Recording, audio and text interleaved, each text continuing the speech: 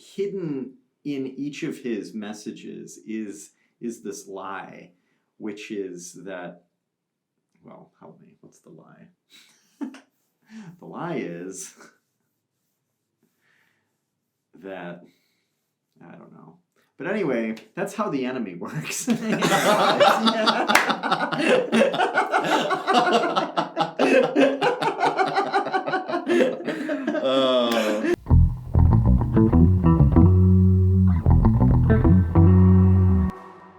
Welcome back, everyone, to another episode of Collared Commentary. Today we're going to talk about the new Batman movie, which just came to theaters a couple weeks ago.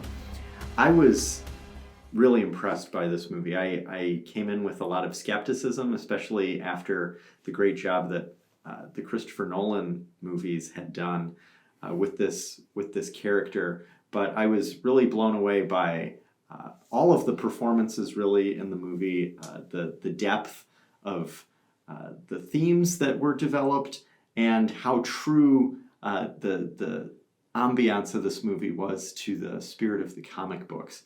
One theme that stood out to me in particular was this theme that seems to be recurring in Batman movies. It was even in the Batman Begins, I think, which is the difference between justice and revenge. Batman is obviously, a character intensely preoccupied with justice, but it takes him a while to understand what that actually looks like and what that actually means for his own mission as, someone trying to save the city.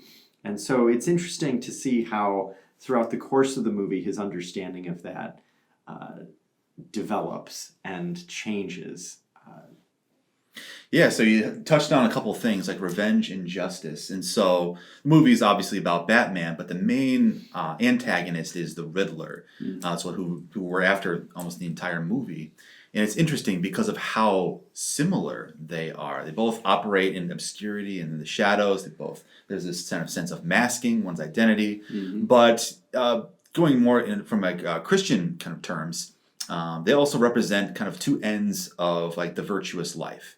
So Aristotle kind of defines like virtue as like the golden mean between two extremes. And so these two extremes are vices. And so there's a vice of excess and a vice of what's the opposite of excess? Defect.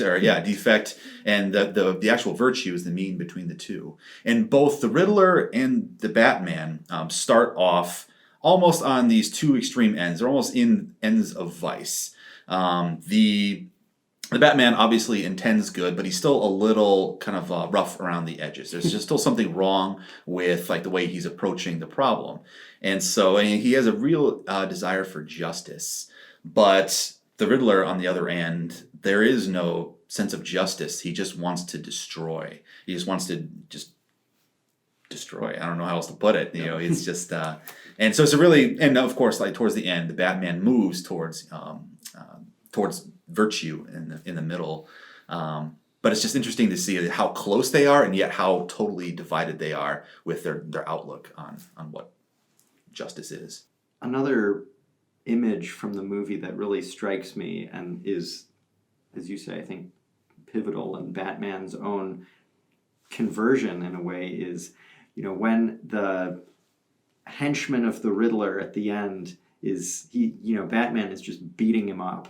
And then this guy has his mask removed. And Batman's no longer just beating up this anonymous henchman, but he sees a real human face that has been affected by, the way that he's been living his life. And it's by this real encounter with a person who's actually, behind all of this violence and backwards thinking is actually suffering and hurting, that Batman, I think, realizes, no, I need to do this to help real people. I need to, I'm only going to make a difference if I'm concerned with an other outside of me. At the beginning of the movie, Batman says something really interesting that has a tie-in to the spiritual life. So at the very beginning of the movie, it starts off with criminals like fearing the shadows because they know that, Batman has been about, and they're questioning like, is Batman going to come after me? And Batman has this monologue where he talks about how he's been doing this work for 2 years, living this nocturnal life, fighting crime, trying to bring about justice in the city. And it starts off as like a lamentation, where he says, after all this time, 2 years of doing this, nothing has changed. In fact, things have gotten worse. Crime is increasing, and he doubts his own abilities and his own actions, and says, is what I am doing even doing any good? Almost questioning, is it even worth it? And that is so. I don't know about you guys, but like I feel that every once in a while in the spiritual life, in the life of prayer, that every once in a while, you go in and out of these kind of spiritual phases. Sometimes you're in consolation, sometimes you're indifferent, and sometimes you're in desolation. And in those moments of desolation, you really question, is what am I doing even like efficacious? Is it even good? Is what I'm doing is it doing anything? And so it's really easy to fall into those patterns of thinking. And well, towards the end of the movie, he kind of goes into, I don't know if I'd call it consolation, but certainly the desolation is no longer there, and he sees purpose and value too. Yeah, I mean, I think he has a conversion, right? Like from Martin's point, and then to what you're saying, like he sees this person, it moves him, and then there's this I need to like make a difference, and there's a way that I can do that, but it looks different than the way that I'm doing it now. So it kind of like moves away from that sense of discouragement. Like that internal lie that he's sort of believed for so long about what he needs to do in order to affect change, which was like, I need to take revenge for the evil that happened. It's like, no, there's a different way of doing that. There's a way of mercy and like salvific action.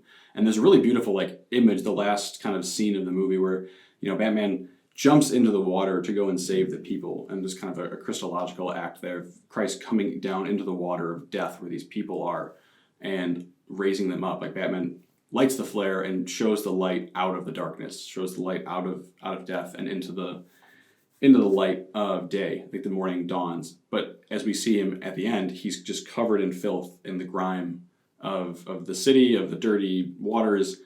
And that's what Christ does. Like he stepped into the waters of sin and death, and he's taken on our sin himself, but to save us. And the people see that. They start to notice like the difference in the way that he's living, in the way that he's trying to be with them and encounter them, such that like this woman is holding on to him, and she's grasping at his arm, is trying to say like, no, like don't leave me alone now. Like I want to be with you. I want to stay with you. And that's what like Christ has done for us. He's shown us the hope through the lie. He's shown us the truth with the light. If I recall correctly, just before that scene where he enters the water, the people are in peril because there's this massive electrical cord that's about to electrocute everybody, and he jumps on it, and in like a self-sacrificial act, he cuts it and electrocutes himself and falls in the water. And so it's even like a sacrificial element to it that, he's for the sake of the other, like he's even going to give up himself. Batman, who is a protector of the city, kind of an important deal, and he's like, no, these people need saving. And yeah, so definitely. In a real way, it's the death to his old self, because that's so true. When he comes up out of the water, you could say that is the moment where he is this new version of justice. Yeah. He's no longer vengeance, but he is about something positive. Yeah, so 2 thumbs way up for this movie. The Batman is an incredible film, dare I say a masterpiece. I'll let you know after I see it for my 3rd time. If you have any comments or suggestions for movies you'd like to see us review in the future, please leave a comment below. Let us know. Other than that, we'll see you next time.